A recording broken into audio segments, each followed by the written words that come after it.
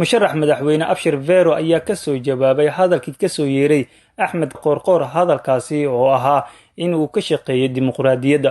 Abshir Vero oo safar shaqo dibadda ah kaga maqan dalka ayaa aad ula yaabay hadalka ka soo yeeray Axmed Cabdikaariye.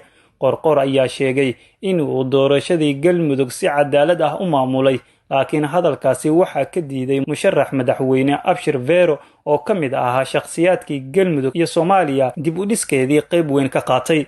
musharax madaxweyne Abshir Vero oo hadalkiisii ku bilaabay ayaa yiri Axmed Qorqorow maxaad u taqaanaa dimuqraadiyad, halkee ayaad wax ka soo baratay? ileen dadka waa is yaqaanaa ee dadka iskuma dhuunte. waxaa xaqiiqiyo marqaati ku haynaa in aad ku tumatay kuraastii baarlamanka 11aad ee Soomaaliya ee Galmudug taalay, lacagna aad ku bedelatay.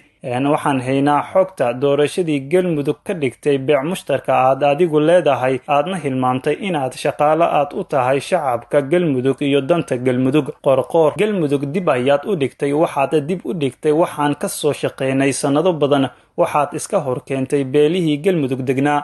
baarlamanka Galmudug waxaan ugu baaqayaa in maamulka fadhiidka la haray ay wax ka bedelaan sida ugu dhaqsiyaha badan. Galmudug waxaa ka jira abaaro saameysay shacabka ku dhaqan oo ilaa hadda wax aan laga qaban. waxbarashadii iyo caafimaadkii oo liita. Galmudug iyo aniga oo faraha ka sii baxay beelaha dega Galmudug aanan heshiis ahayna, ayuu yiri. shacabka waxaan ka codsanayaa inaad sabar u yeelataan ninkan gabalkiisa dhacay. waa in aan ka shaqeynaa si degdeg ah annagoo midaysan oo danteena ka shaqeynayno, mustaqbalka carruurta Galmudug eegayno, saan ninkan u sugootin lahayn. si degdeg ah waa inaan ninkan iska saarnaa oo karaamada xun inuu soo hooyay. Qorqorow xusuusnow Galmudug iskama dhismin ee awoowayaasheena, hooyooyinkeena iyo carruurteena dhiigooda ayaa ku daatay gumaystihii ilaa iyo hadda. adigana waxaad caado ka dhigatay in Galmudug ay tahay suuq xarash ah. waad isku kay soo jeedisay. waan isbaranaynaa in aan Galmudug iyo Soomaaliya laga taaban karin